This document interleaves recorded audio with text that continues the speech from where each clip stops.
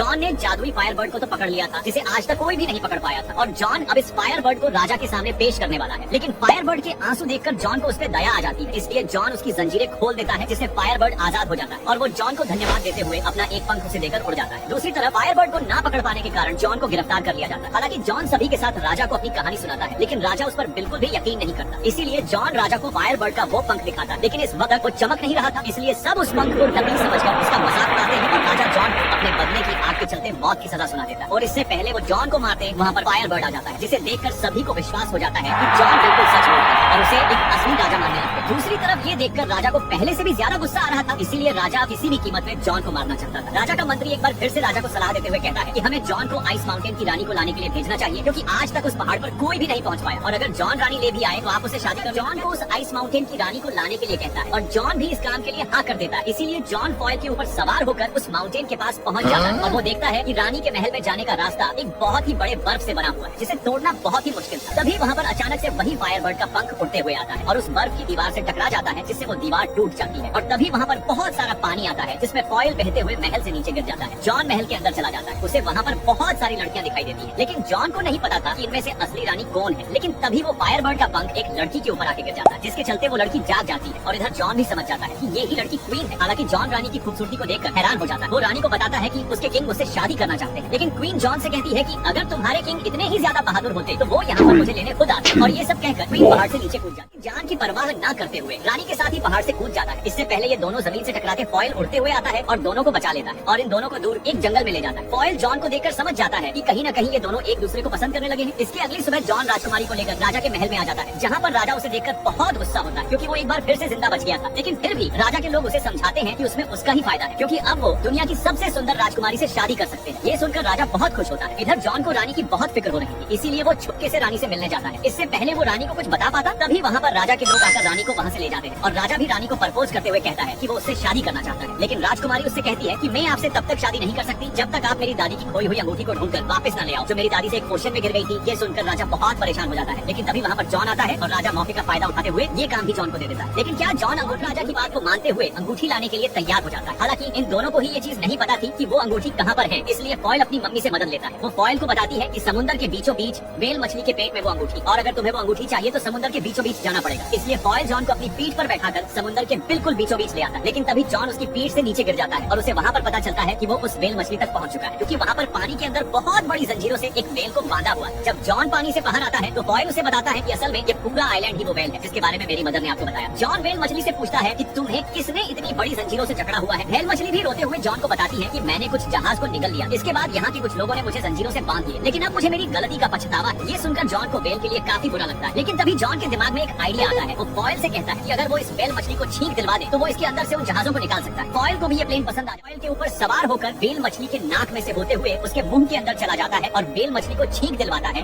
और उनका ये प्लेन काम भी कर जाता है, क्योंकि वेल मछली को एक जोरदार छींक आती है, जिससे वो सभी जहाज जो उसके पेट के अंदर थे वो बाहर आ जाते हैं और वो वेल मछली भी उन जंजीरों से आजाद हो जाती है। जिसके थोड़ी देर बाद वो वेल मछली समुद्र के अंदर दोबारा चली जाती है। वेल के चले जाने के बाद जॉन को वो रिंग याद आती है जिसे वो लेने आया, जिसके चलते जॉन बहुत उदास हो जाता है, क्योंकि अब वो वेल मछली जा चुकी थी। मगर तभी वहाँ पर एक केकड़ा रिंग को लेकर आता है और वो जॉन को बताता है कि ये रिंग वेल ने उसके लिए भेजी है, क्योंकि वो वेल किसी के भी दिल की बातों को जान सकती है। और जॉन ये सुनकर बहुत खुश होता है, इसलिए वो वापस रिंग लेकर रानी के पास आता है, जहाँ पर जॉन को वही फायर बर्ड नजर आता है जिसे राजा ने पकड़कर महल के ऊपर बांध दिया था। जॉन रानी को वो रिंग देता है, जिसे देखकर वो ये समझ जाती है कि जॉन उसके लिए कुछ भी कर सकता है। दूसरी तरफ राजा का सेनापति जब फॉयल को बात करते हुए देखता है तो उसे लगता है कि ये कोई शैतान है, इसलिए वो गुस्से में फॉयल को पकड़ने जाता है और इसी दौरान राजा की आंख भी खुल जाती है और उसे रानी के कमरे की खिड़की पर जैसे ही फॉयल नजर आता है शूट कर देता है, जिससे वो महल से नीचे गिर जाता है। दूसरी तरफ जॉन को भी पकड़कर एक कोठरी में बंद कर दिया जाता है और उस पर आरोप लगाया जाता है कि जॉन राजकुमारी को किडनैप करने के लिए गया था, और राजा ये ऐलान भी कर देता है कि कुछ ही दिनों में जॉन को सजाए मौत दे दी जाए। ये सुनकर राजकुमारी और फॉयल बहुत दुखी हो जाते हैं। हालांकि फॉयल को गोली मारी गई थी, लेकिन वो बच जाता है। रानी फॉयल को बताती है कि मैंने राजा से कहा था कि अगर तुम मुझसे शादी करना चाहते हो तो तुम्हें 3 अलग अलग कुंड में नहाना होगा। सबसे पहले कुंड में बहुत ही उबलता हुआ गर्म पानी होगा, दूसरे कुंड में बर्फ की तरह ठंडा पानी होगा और तीसरे में उबलता हुआ गर्म दूध होगा। ऐसा करने से तुम फिर से जवान हो जाओगे। लेकिन तभी राजा का मंत्री राजा को एक आइडिया देते हुए कहता है कि सबसे पहले ये सब चीज हम जॉन पर ट्राई करेंगे। और रानी फॉयल को बताती है कि अगर जॉन को जिंदा बचना है तो सबसे पहले कुंड में मेरी दादी की अंगूठी, दूसरे कुंड जिसमें ठंडा पानी है उसमें फायर बर्ड के पंख को डालना होगा, और तीसरे कुंड में लाइफ और डेथ के फ्लावर को डालना होगा, जो कि इस दुनिया के आखिरी छोर पे मिलेंगे। इसलिए फॉयल लाइट की स्पीड से उस फ्लावर को लेने के लिए चला जाता है और खूब देर बाद वो दुनिया के आखिरी छोर पर पहुंच जाता है, जहाँ पर उसे वो लाइफ और डेथ का फ्लावर मिल भी जाता है। लेकिन तभी उसे पता चलता है कि जो भी इसे तोड़ेगा उसकी डेथ हो जाए। क्या फॉयल वो फ्लावर ना? महल में 3 बड़े बड़े कुंड लाए जाते हैं जिसमें सबसे पहले कुंड में उबलता हुआ पानी होता है, दूसरे कुंड में बर्फ की तरह ठंडा पानी और तीसरे में उबलता हुआ दूध होता है। राजा सबके सामने जॉन को पेश करता है और कहता है कि अगर वो इस इम्तिहान में पास हो गया तो उसे हमेशा के लिए आजाद कर दिया जाएगा। इसलिए राजा उसे पहले कुंड में धक्का दे देता है, लेकिन तभी रानी अपनी दादी की अंगूठी भी उस कुंड में डाल देती है, जिससे जॉन उस कुंड से बचकर दूसरे कुंड में गिर जाता है जिसमें बहुत ही ज्यादा ठंडा पानी है। और जब ये चीज फायरबर्ड देखता है जिसे राजा ने महल के ऊपर बांध कर रखा होता है, वो जोर से चिल्लाता है क्योंकि वो जॉन से प्यार करता है। उसे ये चीज पता है कि जॉन रहमदिल है। जॉन ने भी एक बार उसकी जान बचाई थी। दूसरी तरफ फायरबर्ड की आवाज से उसका पंख जिसे कैद करके एक बॉक्स के अंदर रखा गया था, वो उड़कर उस कुंड के अंदर आ जाता है, जिससे एक बार फिर से जॉन की जान बच जाती है और वो तीसरे कुंड में गिर जाता है जिसमें उबलता हुआ दूध है। और अगर जॉन को इस कुंड से जिंदा निकलना है तो उसे इसमें लाइफ और डेथ के फ्लावर को डालना होगा, जिसे लेने के लिए फॉयल गया हुआ होता है। लेकिन जो भी इस फ्लावर को तोड़ेगा उसकी डेथ हो जाए। फिर भी जॉन अपने जान की परवाह न करते हुए उस फ्लावर को तोड़ देता है। इधर काफी देर तक जॉन इस उबलते हुए दूध में रहता है, जिससे सभी को लगता है कि जॉन मारा। जैसे ही जॉन तीसरे कुंड जिसमें उबलता हुआ दूध होता है उसके अंदर से जब बहुत देर तक बाहर नहीं निकलता तो प्रजा को लगता है कि जॉन मर चुका है और सभी इसी चीज से बहुत दुखी होते हैं, क्योंकि कहीं न कहीं सभी के सभी जॉन को पसंद करने लगे थे। लेकिन तभी वहाँ पर फॉयल आ जाता है जो लाइफ और डेथ के फ्लावर को उस कुंड में गिरा देता है और अगले ही पल जॉन उस दूध के उबलते हुए कुंड से एक राजकुमार की तरह बाहर निकलता है। ये सब देखकर पूरी की पूरी प्रजा खुश हो जाती है, लेकिन राजा को ये देखकर बहुत गुस्सा आता है और वो भी जॉन की तरह जवान बनना चाहता था ताकि वो आइस माउंटेन की रानी के साथ शादी कर सके। इसीलिए वो पहले उबलते हुए कुंड में कूद जाता है। लेकिन राजा की किस्मत खराब रहती है क्योंकि वो अगले ही पल एक बबल के अंदर कैद होकर बाहर निकलता है जो राजा को अपने साथ बहुत दूर ले जाता है। ये देखकर पूरी प्रजा बहुत खुश होती है क्योंकि राजा को कोई भी पता नहीं है कि